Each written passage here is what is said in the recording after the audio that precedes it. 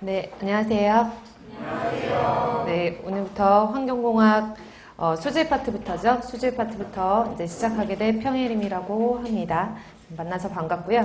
오늘 시작하기 전에 제가 대략적으로 이제 공부하시는 방법이나 수업 진행 방법에 대해서 잠시 설명을 드리고 그 다음에 수업을 바로 진행하도록 할게요.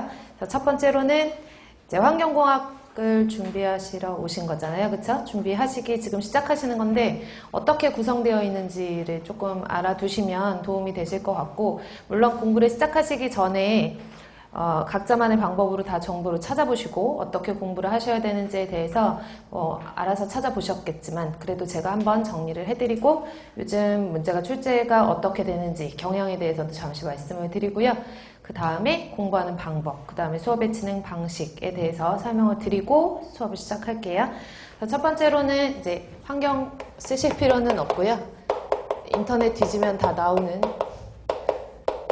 정보예요. 그래서 환경공학이라고 하면 되게 포괄적이거든요. 뭐 오시기 전에 인터넷 많이 찾아보셨죠? 그러면 환경공학은 제 이름도 많이 찾아보셨겠죠, 그쵸? 그럼 제 이름을 찾아보시면 양이 엄청 방대하다가 대부분 써 있더라고요. 그래서 수업 과정 자체가 이제 양이 많고 수업 그 회차가 좀 많기 때문에 여러분들이 아마 좀 주춤하신 분들도 계시겠지만 환경공학이 어떻게 구성되어 있는지 알고 계시면 왜 양이 방대할 수밖에 없는지에 대해서 좀 이해를 하실 수가 있거든요. 그래서 환경공학이라고 하는 것은 총 시험 문제에 나올 때 뭐 시험은 환경직 공무원 9급, 7급뿐만 아니라 뭐 연구사 시험도 있고 환경부 시험도 있고 국가직 시험 문제도 있고, 그래서 되게 다양한 분야에서 환경직을 뽑잖아요. 그쵸? 뽑는 과정에서 환경공학이라는 과목 안에 포함되어 있는 과목은 첫 번째로는 수질환경, 환경 뺄게요. 두 번째로는 대기환경, 세 번째로는 뭐 있죠? 다 알고 계시죠? 네 번째로는 토양이라고 하는데 뭐 토양이나 지하수 같은 것들도 토양에 포함이 시킬게요. 뭐 분야를 제가 딱딱딱 나누기에는 수질, 대기, 폐기물 이외에는 조금 애매하기 때문에 다섯 번째는 소음과 진동이에요. 소음, 진동이 플러스가 아니라 소음과 진동 파트가 따로거든요. 그래서 소음과 진동. 그 다음에 여섯 번째는 제가 수업 시간 잘하는 말인데 찌끄러기. 그래서 뭐 우리가 보통 환경공학에 당연히 환경 같은 경우에는 상당히 많은 과목들이 포함되어 있기 때문에 과학기술이잖아요. 그쵸? 그래서 순수한 과학 플러스 기술까지 융합이 되어 있어서 뭐 요즘에 많이 이슈가 되는 화학물질에 대한 시험 문제도 어떻게 보면 환경적인 문제이기 때문에 여기에 포함이 될 수도 있고, 그래서 기타를 넣을게요. 그래서 과목은 이렇게 되고요. 이제 각각의 과목마다 여러분들 환경공학 공부를 하시려면 기사나 산업기사라는 시험을 들어보셨을 거예요. 그러니까 그런 시험에 이제 과목별로 나누면, 물론 환경공학은 기사나 산업기사 시험은 아니지만 거기에 어떻게 보면 벗어날 수는 없거든요. 그래서 수질 같은 경우에는 과목이 개론, 수질오염 개론이라는 게 있고, 그 수질오염 물질들을 어떻게 처리할 것인지에 대해서 나와 있는 게 방지기술이라는 과목이에요. 그래서 방지기술, 그 다음에 수질에서는 상하수도라는 걸 배우거든요. 그래서 상하수도, 공정시험 기준, 법규, 수질오염 관계 법규 이렇게 구성되어 있고, 대기 같은 경우에는 개론, 똑같이 마찬가지로 대기오염 방지기술, 그 다음에 연소공학, 그 다음에 마찬가지로 공정시험 기준. 공정시험 기준은 실험하는 거거든요. 그래서 실험에 대한 내용들이 나와 있는 것이 공정시험 법이었는데 이제 법에서 기준으로 변경이 된 거죠. 그 다음에 대기오염 관련 법규. 근데 여기서 법을 보시면 조금 이따 설명드리겠지만 법이 하나가 아니라 여러 개가 이제 대기 환경에 관여되어 있는 법규, 수질 환경에 관여되어 있는 법규들이 여러 가지이기 때문에 법만 해도 조금 많거든요. 양이 많고, 그 다음에 폐기물 같은 경우에도 마찬가지로 폐기물 처리 개론이라고 하고, 폐기물의 처리에 대해서 설명을 할 것이고, 그 다음에 뭐 소각, 열회수, 뭐 이런 내용에 대해서 설명을 드리고, 사실 공정시험이나 법규 같은 경우에는 폐기물 같은 경우에는 보통 시험 문제에 많이 출제가 되지 않는 편이라서 이거는 제가 이렇게 언급을 많이 하지 않을 거예요. 근데 어쨌든 폐기물도 공정시험 기준이 있고 그 다음에 관련된 법규가 있다라는 거 알고 계시면 되고요. 그 다음에 토양하고 지하수도 마찬가지로 토양 파트의 개론과 그 다음에 토양을 처리하는 처리 방법, 처리 기술이라고 할게요. 그 다음에 지하수도 마찬가지로 개론과 처리 기술로 나뉘어서 토양이 오염되었을 때 그 토양을 어떻게 처리하면 될 것인가가 거의 대부분 주라고 보시면 되죠. 그리고 소음 같은 경우에도 소음 파트와 진동 파트로 나뉘어서요. 제가 이제 폐기물부터는 다 모든 기사나 산업기사 그 항목들을 다 나열한 거는 아니거든요. 그래서 대략적으로 이제 이런 식으로 구성이 되어 있다고 보시면 되고요. 제가 이거를 왜 다 알고 계시는데 썼냐 하면 시험 문제가 어떤 문제에서 출제가 되는지를 설명을 드리려고 이렇게 장황하게 썼거든요. 그리고 기타는 사실 기타에서 시험 문제 나오는 거는 한참 동안 위해성 평가에 대해서 시험 문제가 많이 출제가 됐었고, 그리고 환경 영향 평가 많이 들어보셨죠? 그런 환경 영향 평가나 정책적인 부분이 시험 문제 나올 수가 있어요. 그래서 요즘에 이슈되는 환경적인 정책이라든지 아니면 환경 이슈라든지 이런 것들에 대해서 시험 문제가 나오죠. 그래서 예를 들어서 위해성 평가라든지 화학물질 독성 등등등 이런 것들이 이제 기타의 시험 문제가 나오는데 출제될 확률은 그다지 높지는 않지만 또 시험 문제가 한 문제, 두 문제의 당락이 결정이 되기 때문에 이런 파트까지 이제 제가 써드린 거예요. 되셨죠? 그래서 전체 환경공학은 이렇게 구성이 되어 있고요. 시험 문제 나오는 거는 보통 9급 시험이나 7급 시험이나 연구사 시험, 그리고 환경부 시험 이렇게 시험마다 각각의 특성들이 있거든요. 근데 제가 알기로는 보통 연구사 준비하시는 분들도 계시고 7급 준비하시는 분들도 계시지만 대부분의 학생들의 그 준비하시는 그 시험에 확률적인 퍼센테이지로 보면 9급 시험 준비하시는 분들이 가장 많잖아요. 그래서 시험을 일단 9급 시험을 기준으로 다른 것들도 마찬가지겠지만 설명을 드리면 전체적인 포인트를 보면은 수질 시험 문제가 가장 출제 비율이 많아요. 그래서 환경부는 시험 문제가 50문제가 나오거든요. 환경공학이 50문제가 나오는데 그것을 제외하고 나머지는 20문제를 기준으로 설명을 드리면 20문항 중에서 평균적인 수치예요. 항상 똑같은 건 아니고 변동은 될 수 있으나 20문항 중에서 보통 7문제에서 8문제 정도는 수질에서 나와요. 수질에서. 그래서 수질에서 나오는 퍼센테이지가 7문제에서 8문제고 대기 같은 경우에도 평균적으로 많으면 7문제, 8문제 이렇게 수질이랑 거의 엇비슷하게 나오기도 하고 근데 보통 보면은 수질보다는 한 문제 내지는 2문제씩 덜 나오거든요. 그래서 저는 그냥 6문제에서 7문제 정도 쓸게요. 그리고 폐기물도 변동폭이 있겠지만 2문제 내지는 3문제 정도가 출제가 되고요. 됐나요?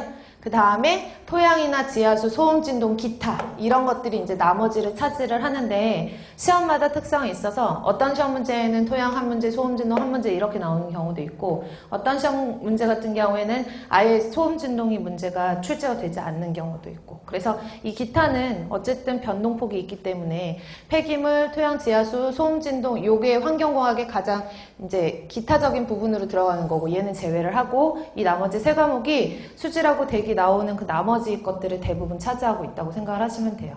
그러면 제가 항상 강조하듯이 어떤 부분을 가장 중점적으로 공부를 할 것인가, 그쵸? 수질하고 대기를 가장 중점적으로 공부를 하셔야지 되겠죠? 그래서 제가 항상 강조하는 건 수질이랑 대기랑 계속 반복적으로 보셔야 되는 거고 반복보다 좋은 건 없잖아요. 그래서 반복적으로 보시고 자기가 안다고 생각하시더라도 손을 놓지 마셔야 돼요. 왜냐하면 사람은 다 망각의 동물이니까 조금 있으면 또 금방 잊어버리거든요. 그러니까 잊어버리지 않게끔 계속적으로 복귀하는 거를 여러분들이 기억을 잘 하셔야 되고요. 그래서 수질 7문제, 8문제, 대기 6문제, 7문제 요거를 기준으로 해서 설명을 드리면 그럼 수질에서 이 7문제, 8문제가 5과목으로 다 분할해서 다 나오냐? 사실은 그건 아니거든요. 그러니까 제가 얘기하는 거는 평균적인 수치고 제가 얘기하는 거랑 별다르게 시험 문제가 나올 수가 있죠. 그러니까 시험이겠죠. 그렇죠? 그래서 보통 시험 문제 나올 때는 개론과 방지 기술에서 거의 대부분이 출제가 되고요. 그리고 서울시를 공부하시거나 아니면은 서울시 아니면 국가직 이런 시험 문제 아니면 그런 것들 있잖아요.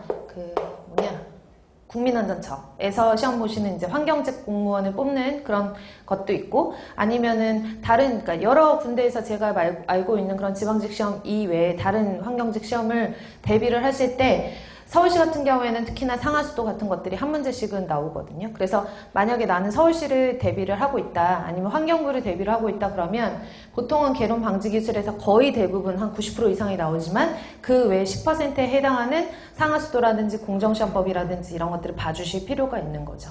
그리고 법규 같은 경우에도 9급 지방직 시험 문제다라고 하면 한 문제 정도는 간혹가다 나오긴 하는데 상당히 드물게 법규는 출제가 돼요. 그래서 뭐 법규 같은 경우에도 그렇게 중요도를 높이 보실 필요는 없지만, 그래서 수질에서 공부를 하실 때에는 개론과 방지 기술 조금 신경 쓰셔서 공부를 하셔야 된다는 거, 그리고 그 외에 내가 준비를 하신다라고 하면 나머지 상하수도나 공정시험이나 법규 같은 경우에도 암기거든요. 그래서 암기를 하셔야 된다라는 거 알고 계시면 되고, 특히나 이제 연구사 준비하시는 분들이 계시거든요. 그래서 연구사 시험 같은 경우에는 지역마다 좀 차이가 있으나 보통은 석사 이상의 학력을 요구하는 경우가 많아요. 그래서 석사 이상의 학력이 있으시면 연구사를 좀 알아보시고 시험을 좀 대비를 하셔도 되는데, 그런 경우에는 공정시험 기준을 잘 보셔야 돼요. 그래서 공정시험 기준까지 제가 책에 수록을 하기에는 양이 워낙에 공정시험 기준이 많기 때문에 이 공정시험 기준은 환경부 사이트라든지 이런 데서 쉽게 찾으실 수 있거든요. 그런 부분들을 좀 참고를 하시고,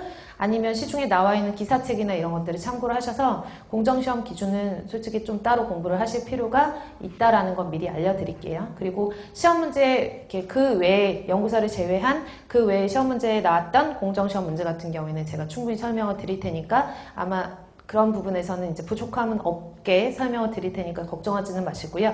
대기도 마찬가지로 6문제, 7문제 중에서 개론이랑 방지 기술에서 나오는 확률이 거의 한 70%, 80%, 80% 이상이라고 보시면 되고, 그 외에 이제 연소공학이라든지 뭐 이런 문제에서 나올 수 있는데요. 연소공학까지 포함해서 90%라고 보시면 될 것 같아요.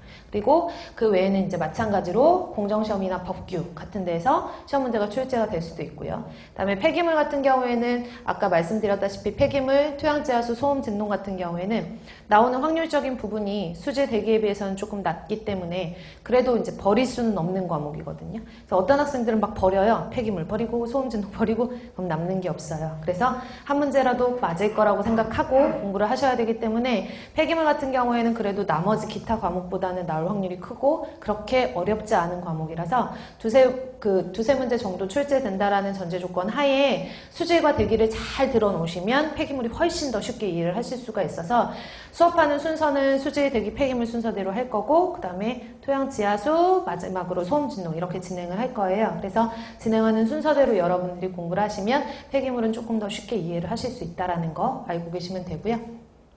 그리고 나머지 기타는 이제 그때마다 좀 차이가 있으니까 그렇게 알아두시면 돼요.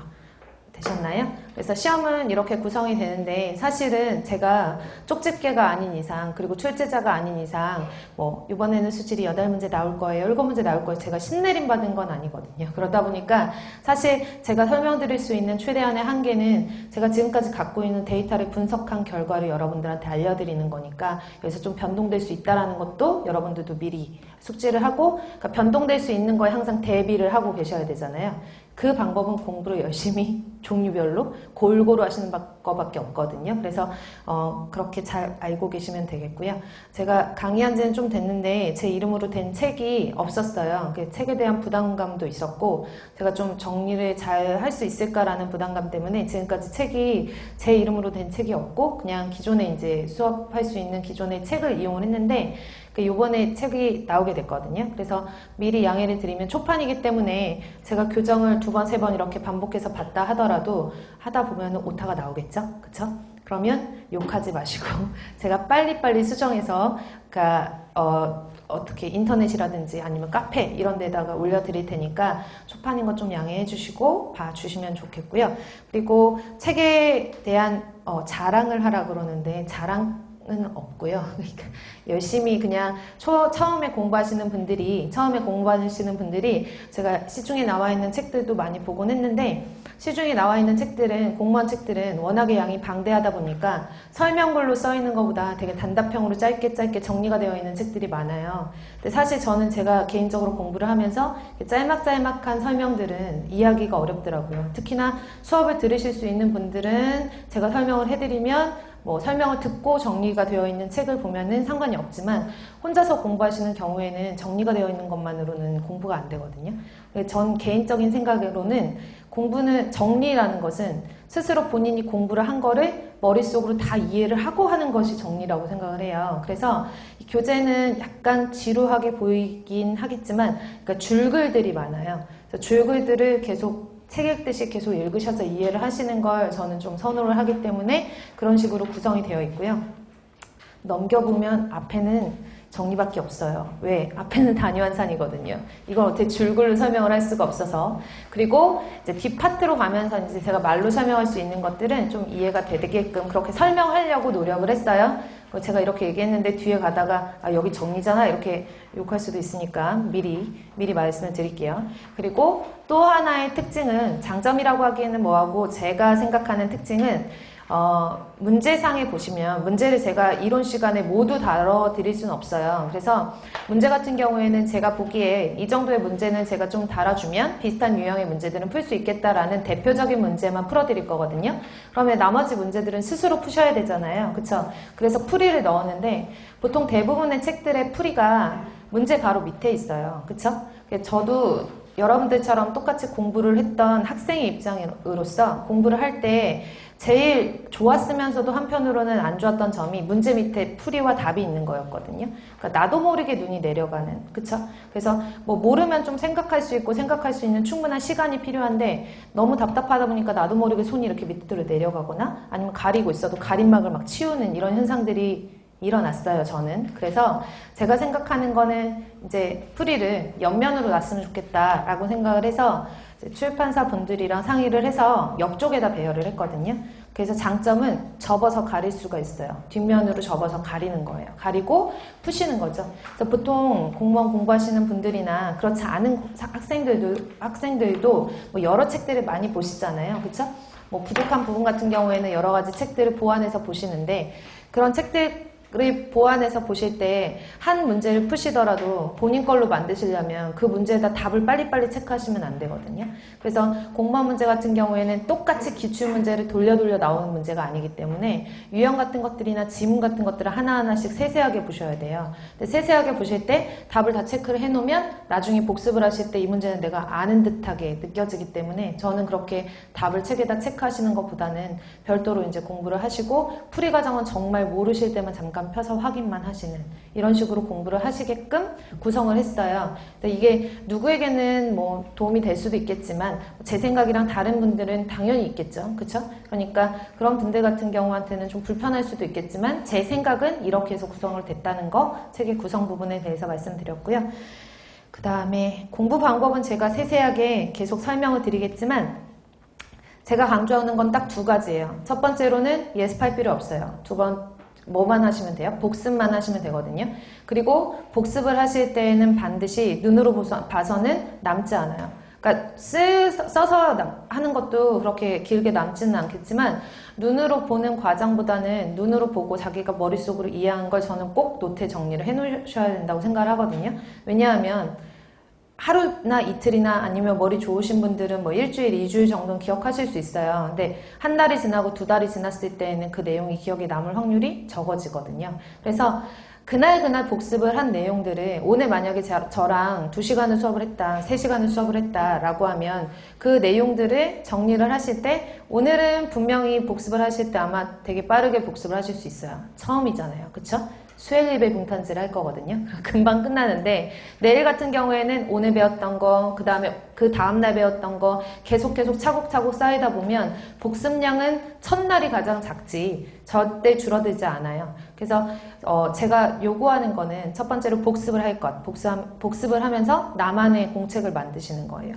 중간중간 말씀드리겠지만 공책은 2개를 준비하셔서 첫 번째로는 중요한 내용들을 정리하시는 노트를 갖고 계시고 두 번째로는 사실은 법규 같은 거 공정시험법 상하수도 설명드릴 거거든요. 근데 이거는 나올 확률이 완전 적어요. 나올 확률이 몇 %예요? 저한테 물어보시는데 제 쪽집게는 아니지만 저 5%에서 10% 정도 돼요. 5%에서 10%를 위해서 제가 공정시험법 1000페이지가 넘는 걸 다 설명드리고 외우세요? 라고 하면 저는 편하거든요. 근데 사실 저는 항상 암기하셔라 라고 하는 말 하기가 되게 조심스럽거든요. 양이 워낙 많다 보니까. 그러다 보니까 잘 안 나오는 것들은 잘 안 나오는 공책에다 따로 정리를 해 놓으시고, 잘 나오는 것들은 잘 나오는 중요한 공책이 더 많겠죠? 그 중요한 공책에 정리를 해 놓으시면, 잘 안 나오는 시험 문제인데 한두 번 나왔었다, 한 번 나왔었다 라고 하면 나올 확률은 있으니까 버려둘 수는 없잖아요. 그러니까 그런 것들은 별도의 노트에 적으셔서 시험 일정이 나오면 시험 일정 나오고 나서부터는 그 안 나오는 노트까지 같이 복습을 하시면 돼요. 그러면 한 번도 안 본 것보다는 훨씬 더 도움이 되실 테니까. 그래서 노트를 2개를 준비하셔서, 물론 다 개인마다 차이가 있겠지만 그런 식으로 복습을 또 철저히 하셨으면 좋겠고요.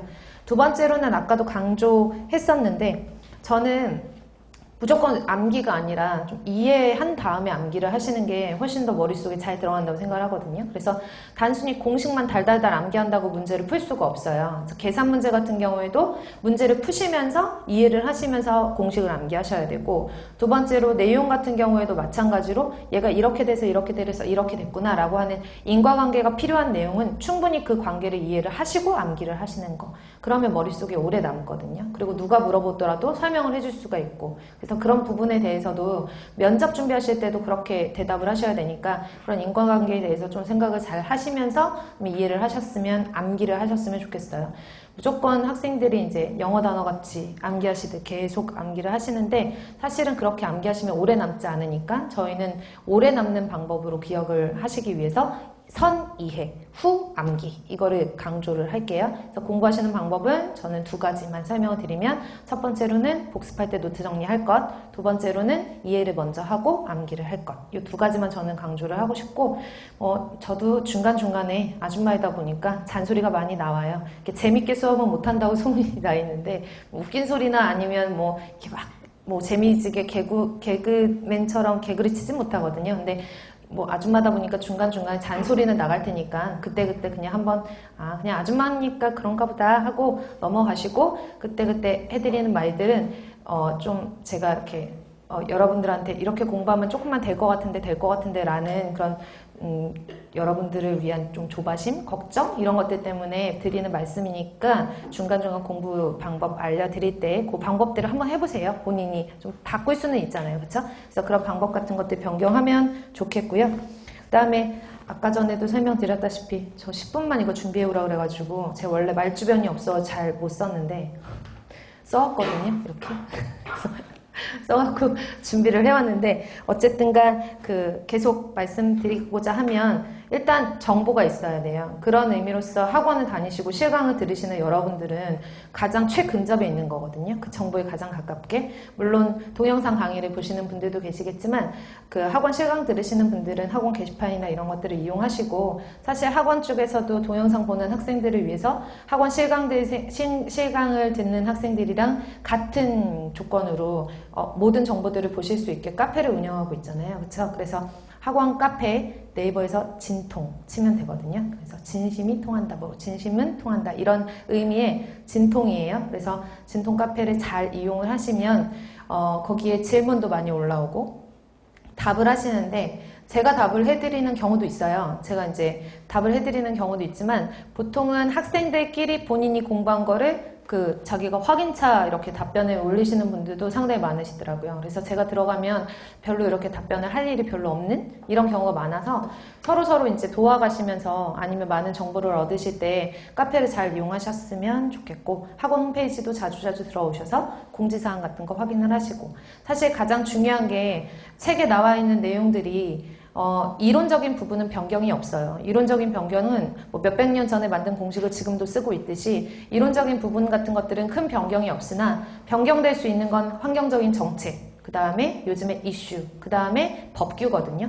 법 같은 경우에는 자주 바뀔 수 있어요. 근데 책을 찍어놓고 제가 법을 계속 변경이 된다고 바꿀 수가 없으니까, 그런 법령 같은 것들이 변경이 되었을 때에는 학원 홈페이지나 아니면은 그 사이트, 아까 카페에다가, 진통 카페에다가 올려놓을 수밖에 없거든요. 그러니까 그런 부분들은 본인이 조금 부지런히 그래도 적어도 2, 3일에 한 번씩 이렇게 들어가셔서 확인을 하시는 게 좋아요.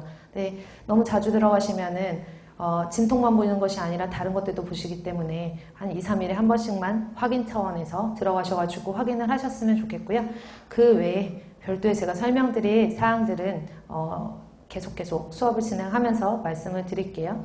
그래서 뭐 환경공학을 전공하신 분들도 계시겠지만 요즘에 환경공학 시험을 준비하시는 분들 중에 비전공자들도 많은 걸로 알고 있거든요. 보통 화공 전공하시는 분들이나 아니면 그 외에 이제 과를 전공하시는 분들도 환경 쪽에 많이 들어오시는 걸로 알고 있어요. 그래서 제가 수업하는 모토는 뭐 환경공학 학생들이며 환경공학을 전공한 학생들이면 훨씬 더 제 수업을 쉽게 이해를 하실 수는 있겠죠. 근데 그 학생들 이외에 다른 학생들도 좀 이해를 하실 수 있게, 초보자들도 이해를 하실 수 있게 약간 쉽게 설명을 드릴 테니까 잘 따라오셨으면 좋겠고, 여러분들이 노력하고 읽은 대로, 써온 대로, 여러분들이 열심히 공부하신 대로 그렇게 노력한 만큼 다 좋은 결실 있으시길 바라겠습니다. 그래서 지금부터는 이제 본격적인 수업을 진행하도록 할게요.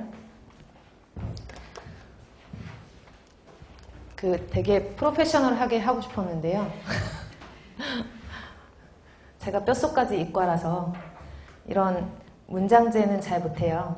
그러니까 이해를 해주시고, 또 제가 제 진심을 담아서 최선을 다해서 준비를 해온 만큼 여러분들한테 설명드리고자 하는 거는 설명을 드렸거든요. 뭐 하나하나 설명을 드리면 정말 너무 양이 방대하니까 그렇게 준비를 하시면 되겠고요.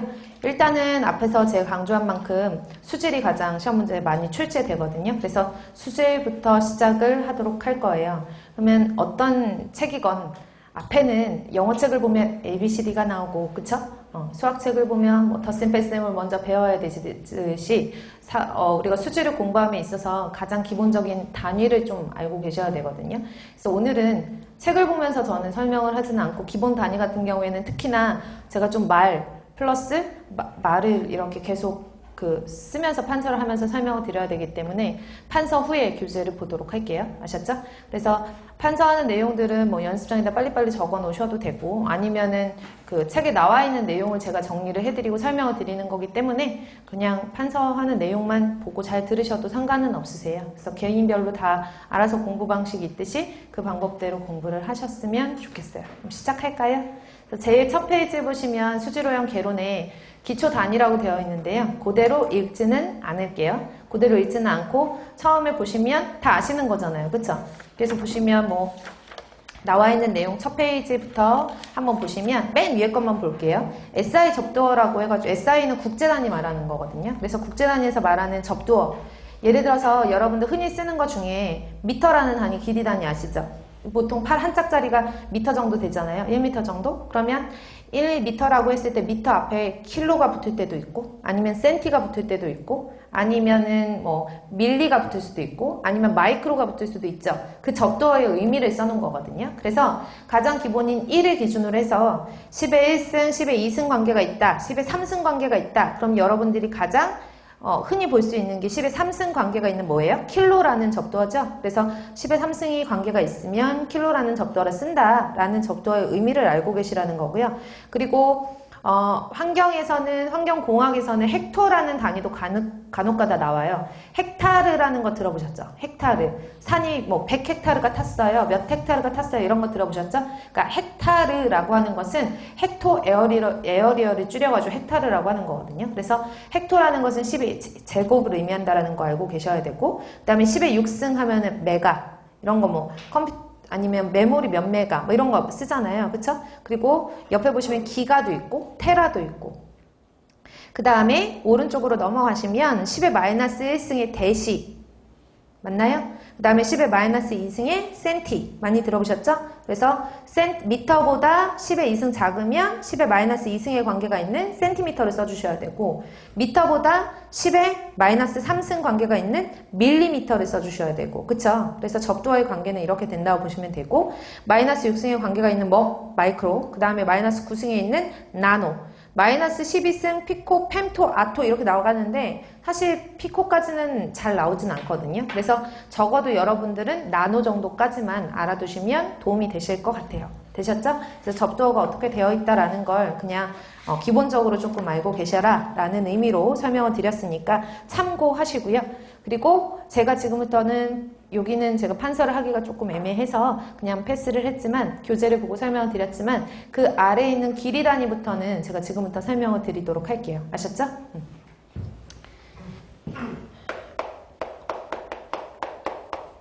아이고, 길이 단위라고 쓰는 게 아니라 기초 단위라고 쓸게요. 기초 단위 1이라고 하고 이제 길이부터 설명을 드리자면 길이는 영어로 랭스라고 하거든요. 랭스. 그래서 조금 이따 차원에 대해서 다시 한번 말씀드리겠지만 길이는 L이라고 표현을 해요. L. 영어로도 L. 이렇게 차원으로도 L. 얘는 옆에 있는 거는 제가 차원의 단위를 쓴 거고 얘는 어떤 공식 같은 거에서 길이를 대입하여라 라고 하면 L이라고 쓰는 공식상 이제 용어라고 보시면 되죠. 그래서 랭스라고 쓰는 L. 길이는 제가 조금 전에 접두어 말한 것처럼 보통 미터를 쓰거든요. 길이 1미터. 근데 미터보다 10의 마이너스 2승 작으면 센티미터 쓰고 10의 마이너스 3승 작으면 미터보다 마이너스 3승 작으면 뭐 밀리를 쓰고 그쵸? 그 다음에 마이크로를 쓰고 나노 쓰잖아요. 그래서 저 같은 경우에는 길이 단위를 써라 그러면 앞에 붙여서 나노미터부터 시작할게요. 나노미터, 마이크로미터, 밀리미터, 센티미터, 미터, 킬로미터 제일 많이 쓰는 단위만 쓴 거예요. 그 이상의 단위는 잘 안 쓰니까 이 정도로만 알고 계셔도 충분해요. 그래서 충분한 내용을 가지고 설명을 드리면 나노미터와 마이크로미터와의 상관관계만 아시면 되거든요. 물론 아까 미터를 기준으로 1을 기준으로 해서 10의 마이너스 2승, 10의 마이너스 3승, 10의 마이너스 6승 관계 있다라는 건 알고 계시잖아요. 근데 단위 환산하실 때는 그렇게 알아두시는 것보다 서로서로의 상관관계를 아시는 게 더 좋거든요. 그래서 나노미터와 마이크로미터 관계에는 10의 3승 관계가 있고 얘는 10의 3승, 센티미터 몇 밀리예요? 10밀리죠. 그래서 1cm 자 1cm 10칸으로 나눠놓은 게 한 칸이 1mm잖아요. 그래서 얘는 10의 1승, 1m 몇 cm? 100cm. 그래서 10의 2승, 그 다음에 킬로미터와 미터 상관관계 10의 3승. 요 관계를 알아두시면 단위환산 문제가 나왔을 때 좀 충분히 빨리 계산을 하실 수가 있죠. 그 예를 들어서 단위환산 하시는 내용들을 설명을 드리면 이거 쉽죠? 1m는 몇 센티미터인가? 그쵸? 1m는 몇 센티미터인가? 그러면 보통 다 학생들이 100이요? 이렇게 얘기를 하죠. 그쵸? 10의 2승 100cm예요. 근데 이게 나온 과정을 보시면 제가 지금 여기 미지수 자리를 남겨놨잖아요. 그 얘가 모르는 자리라고 보시고 여기 있는 미터에는 앞에는 1이라는 숫자가 있기 때문에 얘가 기준이라고 생각하시면 돼요. 기준은 바뀌지 않잖아요. 그쵸? 기준이라고 봤을 때 기준이 되는 미터라는 단위가 옆에 제시된 센티미터 단위보다 큰 단위죠. 맞아요? 큰 단위다라고 하면 요게 플러스가 붙는다고 생각하시면 돼요. 10의 2승의 플러스. 한 번 더 연습해 볼게요. 1 마이크로미터는 몇 센티미터인가요? 이렇게 했어요. 그러면 칠판 보시면 마이크로미터는 몇 센티미터인가요? 라고 하면 딴 거 보실 필요 없어요. 딴 거 보시지 마시고 마이크로미터 찾고 센티미터 찾아서 몇 승 관계인지를 먼저 따지시는 거예요. 몇 승 관계예요? 10의 4승. 위에 있는 지수는 곱해주시는 게 아니라 더해주시는 거예요. 그쵸? 그럼 10의 3승과 10의 1승이니까 10의 4승이라고 쓰시고 그 다음 보시는 거죠. 얘가 기준이죠. 기준이 되는 단위는 변해요? 안 변해요? 안 변해요. 그러니까 기준 단위가 센티미터보다 작아요? 커요? 작아요. 그쵸? 작은 단위면 마이너스 붙여주시면 돼요. 하나 더. 1나노미터는 끝까지 갈게요. 몇 킬로미터인가? 라고 했어요. 1나노미터는 몇 킬로미터인가? 나노미터는 몇 킬로미터인가? 라고 하면 이쪽으로 가는 거죠. 그쵸? 그러면 몇 승 관계 있지? 3, 6, 7, 8, 9, 10, 11, 12, 12. 맞아요? 그러면 10에 12라고 하면 기준이 되는 단위가 작으면 얼마예요? 마이너스 붙여주시면 돼요. 되셨나요? 틀렸어?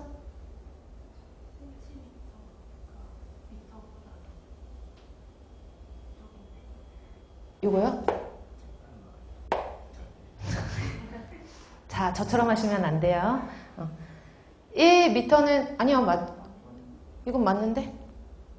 1m는 보세요. 미터라는 단위가 센티미터 단위보다 단위가 크잖아요. 큰 단위잖아요. 그쵸? 제가 볼 때는 여기 있는 단위 중에서 이쪽으로 가면은 배율이 큰 단위라고요. 큰 단위.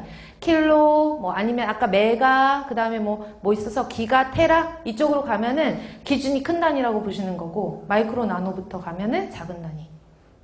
뭐 잘못했지?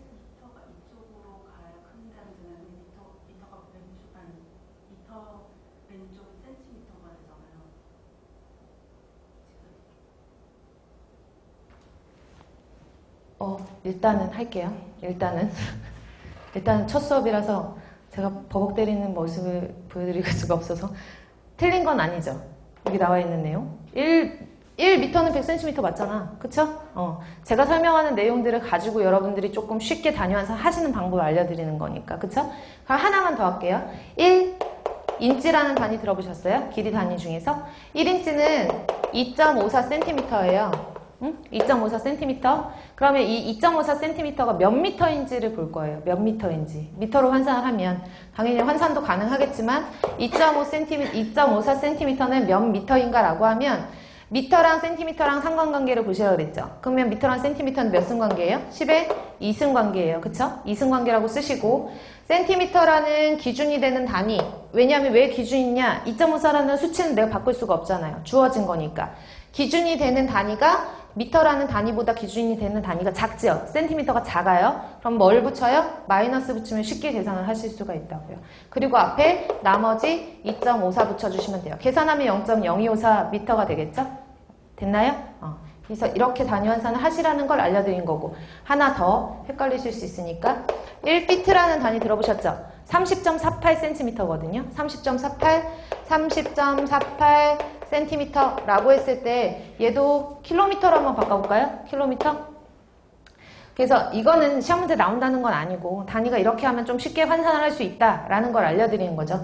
센티미터랑 킬로미터 상관관계 몇 승관계예요? 10의 5승 쓰시고 기준이 되는 단위가 지금 작잖아요. 그쵸? 작으면 뭐 붙이고? 마이너스 붙이고 앞에 그대로 30.48 붙여주시면 킬로미터로 환산한 값을 보실 수가 있어요. 정리되시나요? 그래서 길이 단위는 이렇게 정리를 하시고 두 번째, 세 번째는 별로 어려운 건 아니고 면적이에요. 면적이라고 하는 단위인데 이 면적의 의미를 에어리어라고 해가지고 A라고 쓰거든요. A 표시를 할 때 그리고 이 면적은 우리가 가로 곱하기 세로다 라고 하면 여기서 보시면은 가로도 길이, 세로도 길이 이렇게 표시하잖아요. 가로, 세로 이렇게 표시를 하죠.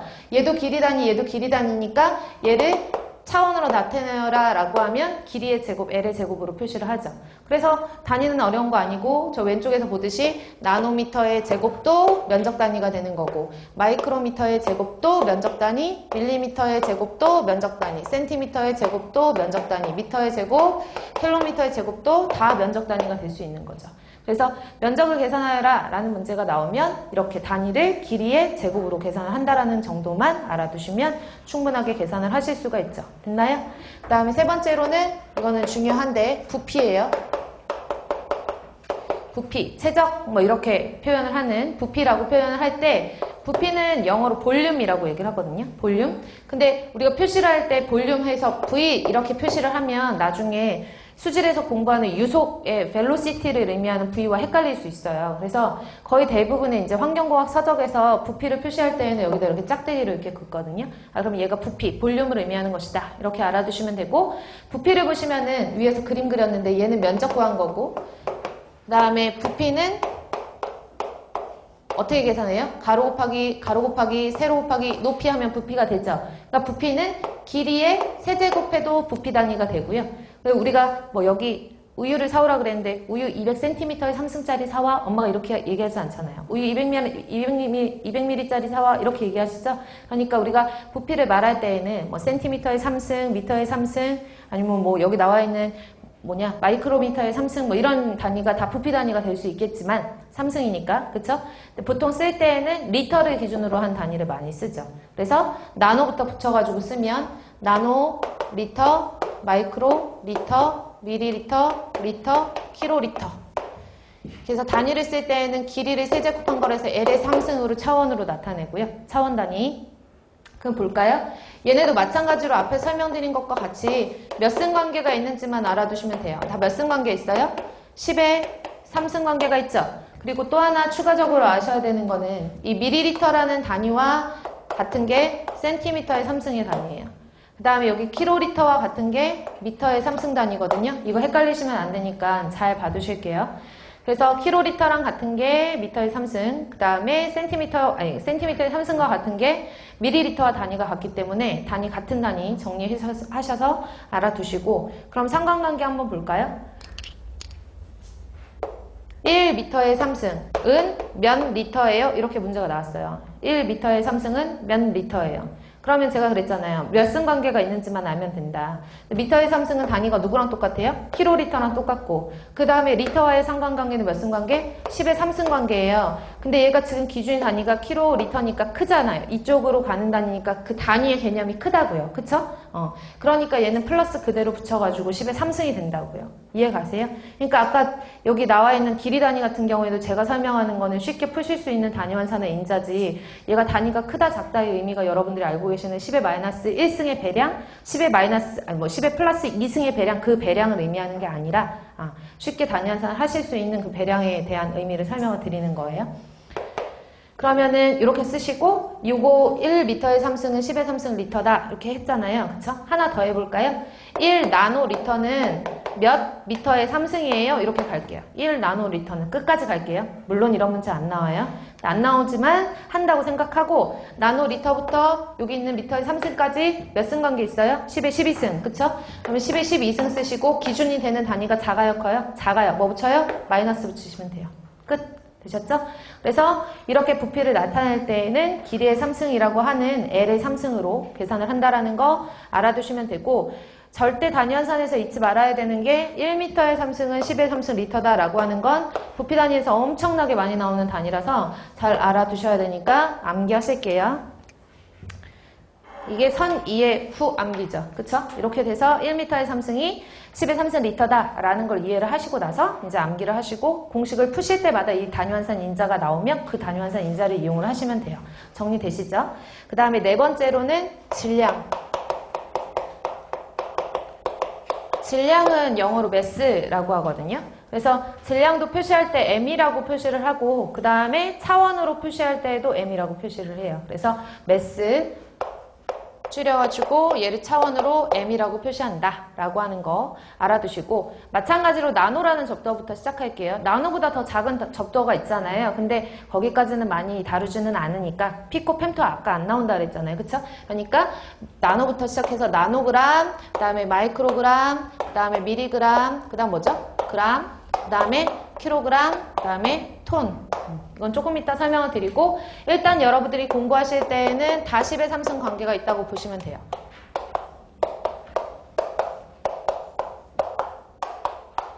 되셨나요? 다 10의 3승 관계가 있다고 보시면 돼요. 보시면 되고, 일단 여기서 보시면은 이것도 단위 환산 한번 연습을 할게요. 1g은 몇 마이크로그램이냐 이렇게 물어봤어요. 환산을 해야 되는 경우에. 이게 문제가 나오진 않지만, 그럼 그램과 마이크로그램과의 상관관계를 따지시라고 했죠. 몇 승? 10의 6승. 근데 기준이 되는 단위가 마이크로그램보다 크잖아요. 접두어가 마이너스가 안 붙었으니까. 그쵸? 그러면 그대로 플러스 붙여주시면 돼요. 되셨나요? 하나 더요. 1 마이크로그램은 몇 킬로그램이냐 라고 했어요. 그럼 마이크로그램과 킬로그램 관계의 상관관계 보시면 되고, 몇 승 갔어요? 10의 9승 갔죠? 근데 기준이 되는 단위가 마이크로가 붙었으니까 작다라고 생각하시고, 뭐 붙여요? 마이너스 붙이면 끝이에요. 되셨나요? 됐죠? 자, 하나만 더 할게요. 그리고 1파운드라는 단위 들어보셨죠? 파운드. 1파운드. 1파운드는 0.4536kg이에요. 됐나요? 0.4536kg. 외우라는 거 아니에요. 파운드, 인치, 피트 외우지 않으셔도 상관없어요. 1파운드가 0.4536kg인데 얘를 나노그램으로 한번 바꿔볼까요? 나노그램. 그러면 우리가 좀 쉽게 미리그램으로 바꿀게요. 미리그램으로 먼저 바꿀게요. 어차피 바꾸는 방법만 알아두시면 되니까. 그러면 킬로그램하고 미리그램과의 상관관계를 보시면 되죠. 여기부터 여기까지. 몇 승 관계? 10의 6승 관계. 근데 기준이 되는 단위가 크니까 그냥 놔두시는 거죠. 앞에다 뭐만 붙이시면 돼요? 0.4536만 붙이시면 돼요. 되셨죠? 그 다음에 제가 이제 이거 처음에 써드릴 때 1톤은 1000kg이라고 알아두세요. 이렇게 말씀을 드렸잖아요. 근데 우리가 국제단위계에서 정의하는, 국제단위계, SI 단위계에서 정의하는, 이건 참고예요. 참고는 몰라도 된다는 얘기예요. 몰라도 되고, 그냥 여러분들이 상식적으로만 알고 계시면 되는데, 참고적으로 SI 단위계에서 1톤에 해당하는 정의는 2000파운드라고 정의가 되어 있어요. 2000파운드. 2000파운드이기 때문에 1파운드가 조금 전에 제가 0.4536kg이라고 했으니까 단위 환산에서 kg으로 바꾸면 얼마 정도 나오는지가 계산이 되잖아요. 약 907.2 정도 나올 거거든요.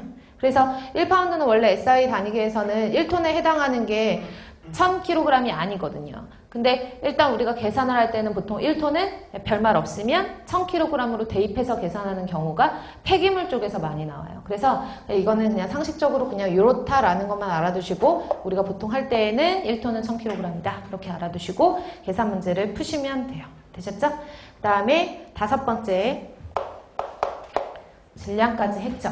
그리고 제가 해드려야 되는 게 요 정도까지만 하면 되실 것 같은데, 그리고 질량하고 중량의 차이만 하나 보고 넘어갈게요.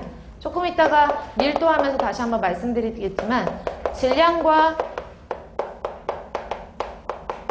중량은 차이가 있죠. 질량 같은 경우에는 어떤 물질이 있으면 이 물질을 구성하고 있는 물질의 고유한 양을 질량이라고 하는 거예요. 그러니까 제가 만약에 달나라에 가던가 제가 만약에 이 상태로 화성에 갔어요. 그럼 내가 막 살이 쪽쪽 빠지고 이 안에 있는 지방질이 막 분해하고 단백질이 분해하고 이건 아니잖아요. 그쵸? 제가 갖고 있는 모든 내 안에 있는 모든 장기들과 모든 물질들은 그 상태 그대로 달로 가고 그 상태 그대로 화성으로 가는 거죠. 그쵸? 그러니까 저는 그 달나라에 가도 화성에 가도 마찬가지로 제 질량은 변함이 없다라는 거죠. 질량은 그래서 질량 보존의 법칙이라는 게 있는 거죠.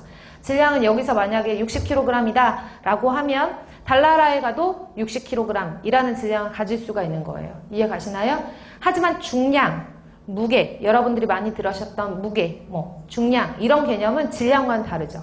무게는 뭐냐 하면 지구가 있으면 지구 중심에서 지구 중력에 의해서 이렇게 당기는 힘을 말하는 거죠. 그래서 만약에 60kg의 질량을 가진 것들을 당길 때의 힘을 말할 때 중량이라는 말을 쓰는 거예요. 이해가세요? 무거운 것일수록 중력이 더 크게 작용을 하잖아요. 맞죠? 생각을 해보세요. 무거운 것일수록 질량이 더, 중력이 더 크게 작용하기 때문에 제가 만약에 한 손으로는 스티로폼으로 되어 있는 공, 한 손으로는 쇠, 이렇게 해가지고 하나, 둘, 셋 떨어뜨리면 누가 더 빨리 떨어져요? 쇠가 더 빨리 떨어진단 말이죠. 그쵸? 그만큼 무거운 것일수록 중력의 힘을 더 많이 받기 때문에 그때 힘인 중량이라는 게 더 커지는 거예요. 이해가세요? 질량이랑 중량은 틀리죠? 우리가 달 같은 경우에 지구 중력의 6분의 1 정도밖에 안 된다 그러잖아요. 그래서 만약에 이거 너무 초딩생 같은 거지만 지구에서 질량이 60이다 라고 하고 달에서 질량은 변함없이 60kg이라는 걸 써요. 맞죠? 근데 중량을 말하면 지구에서 60kg이다 이렇게 쓰면 중량을 이렇게 쓰면 사실은 질량하고 차이가 없잖아요. 그래서 중량이라는 건 중력의 힘을 받았다 라는 의미로 이렇게 밑에다 F라고 써놓고 force를 의미해요. 중력의 힘을 받았다 라고 이렇게 의미를 하거든요. 그래서 60kg 중 읽을 때는 중 이렇게 읽는데 60kg 중이다 라고 하면 달에 가면은 지구 중력의 6분의 1밖에 안 되기 때문에 중량이 어떻게 돼요? 10kg 중 정도로 줄어들잖아요. 그쵸? 그래서 질량과 중량의 차이는 이렇게 차이가 있는 거고 기호로 쓰자면 질량은 mass 이렇게 쓰기 때문에 보통 차원으로 나타낼 때에는 m이라고 표현을 하지만 중량이다 라고 하면 중량은 영어로는 weight라고 하잖아요. 그래서 weight 라고 하고 쓸 때는 w라고도 쓰지만 이 w라고 하는 중량의 의미가 뭐에 힘을 받았다? 중력에 힘을 받았다라는 의미이기 때문에 힘의 개념인 F, force로 쓰기도 해요. 그러면 우리는 학교 다니실 때 공부는 잘 하셨겠죠? 네, 저는 잘 안 해가지고 물리 시간에 놀았거든요. 물리 시간에 공식은 F는 MA밖에 기억 안 나요. 그래서 다른 거 모르셔도 F는 뭐라고요? M, A. 근데 우리는 중력 받은 거니까 이게 가속도의 의미니까 중력 가속도 G라고 쓰면 F는 mg 이렇게 되거든요. 여기서 말하는 M이 위에 있는 이 질량에 해당하는 M이에요. 이해 가시죠? 그래서 중량은 뭐에 힘을 받았다? 중력에 힘을 받았다라는 힘의 의미이고 힘은 질량 곱하기 중력 가속도의 의미이기 때문에 이렇게 표현할 수도 있다는 것을 알아두시면 조금 있다가 압력을 계산하거나 아니면 다른 것들을 제가 설명을 드릴 때 이해가 조금 빠르시게 되실 수 있으니까 질량과 중량의 차이를 미리미리 알고 계시면 좋을 것 같아요. 되셨나요? 그러니까 제가 말하고자 하는 것들은 물론 교재에 나와 있는 이론적인 내용대로 제가 그냥 하나하나씩 읽어서 설명을 드리면 당연히 그거는 읽어드리는 거지 조금 더 쉽게 단연산 하시는 방법은 아니잖아요. 그래서 제가 아까 말씀드렸다는 것이 마이너스가 붙는 그 접두어로 가면은 단위가 작다라고 생각을 하시는 거고 10의 1승, 10의 2승, 10의 3승, 10의 6승 이런 관계가 있는 식으로 마이너스가 붙지 않는 접도가 붙는 킬로라든지 아니면 메가라든지 기가라든지 테라 이렇게 되면 단위 자체가 크다라고 보는 거죠. 접도의 의미가 크다. 그래서 작다 크다를 가지고 설명드리는 거기 때문에 제가 그거를 헷갈려 하시는 것 같아서 그러면 전 틀리는 거 하나도 없죠. 그래서 여러분들한테 설명드린 그대로 좀 쉽게 이해를 하실 수 있도록 단위환산을 설명드렸고 모르시는 분들은 없어요. 모르시는 분들은 없는데 이 간단한 내용들을 왜 설명드리냐. 빨리 하려고. 공무원 시험은 일단은 계산기는 못 갖고 들어가세요. 아시죠? 그래서 여러분들은 아마 고등학교 이후에 대학교 뭐 4년 내내 아니면은 뭐 더 이상 내내 공학용 계산기 없으면은 더하기 빼기 사칙연산이 안 될 정도로 계산기에 상당히 익숙해져 있고 우리가 지금 뭐 동계산을 하려면은 핸드폰을 뽑아가지고 핸드폰에 계산기 치면 바로 나오니까 이렇게 돌리면 공학용 계산기도 나오는데 알고 계세요? 핸드폰 이렇게 돌리면 공학용 계산기도 나와요. 루트도 할 수 있고 사인, 코사인, 탄젠트 다 있더라고요. 이렇게 좋은 세상에 계산기 없이 시험에 들어가야 돼요. 따라서 여러분들이 지금 오늘부터 공부하시는 이 시점부터는 계산기는 나한테 원래 없었던 것처럼 행동을 하셔야 되고 자 더하기 빼기까지는 잘해요. 더하기 빼기까지는 어떻게 뭐 더하기 빼기 좀 있어 보이게 플러스 마이너스 이런 것들까지는 어떻게 그래도 우리가 계산기 없이 잘 하는데 문제는 곱하기 나누기예요. 곱하기가 나누기에서 자꾸 헷갈려 하세요. 그러니까 초등 때 배웠던 거 아니면 우리가 계산기가 없었던 시절로 다시 되돌아가서 지금부터 연습하는 모든 문제들은 계산 문제가 나온다라고 하면 아무리 소수점이 나와도 내가 이걸 봐도 너무 짜증이 나도 갑자기 몇 년 동안 안 썼던 나눗셈 기호를 쓰든 무조건 그리고 중학교 때 이후에 잘 안 봤던 로그 기호가 나오던 로그 기호는 보긴 봤는데 우리는 로그 누르시면 되거든요. 계산기로. 하지만 지금부터는 계산기 사용 안 돼요. 그래서 소음진동 들어가시면 로그 값도 외우실 거예요. 로그 1은 0인 건 당연히 아시고 로그 2는 0.3, 로그 3은 0.5, 로그 5는 0.7 이렇게 대략적으로 다 외우실 거 아니거든요. 그래서 몇 가지만 외우시면 수학적인 개념을 가지고 계산을 하실 수 있게끔 암기를 몇 가지만 하시면 되고 그리고 출제를 하시는 그런 출제자들에 대해서 자들마다 특성이 달라요. 착하신 분들은 친절하게 로그 3은 0.5야 이렇게 써주시는 분들이 계세요. 단. 그래서 저는 단을 좋아하는데 단, 로그 3은 0.5야, 로그 5는 0.7이야 요거를 대입하라 라고 하시는 출제자 분들도 계시지만 어떤 분들은 안 써주세요. 안 써준다라는 전제 조건 하에 공부를 하시는 거기 때문에 있다 하더라도 나는 못 본 거예요. 그리고 외운 머릿속으로 외우고 계신 것들을 기준으로 사칙연산을 연습하셔야 되거든요. 그러려면 빠르게 푸실 수 있는 방법을 제가 알려드릴 수밖에 없어요. 그러다 보니까 이런 방법들을 설명을 드린 거고 이 방법대로 여러분들이 단위연산 하시면 조금 더 실수가 줄어들 수 있죠. 몇 승 관계만 있는지만 아시고 노하우만 몇 개만 알아두시면 빨리빨리 환산이 가능하니까. 그리고 배량으로 계산하시면 조금 쉽게 계산을 하실 수가 있거든요. 그래서 그렇게 설명드린 거니까 참고하시고요. 이 배량 기초 단위를 기준으로 해서 제가 조금 이따가 밀도라든지 비중량이라든지 여러분들이 한 번씩 들어보셨던 내용에 대해서 설명을 드릴 거예요. 첫 시간이다 보니까 제가 앞에서 다른 소리가 많았죠? 그래서 그 소리 때문에 진도는 여기까지만 나가고 동영상 강의 때문에 시간을 딱딱딱 잘라야 돼서 여기까지 하고 쉬는 시간 가졌다가 조금 이따 연결해서 다시 수업을 하도록 할게요.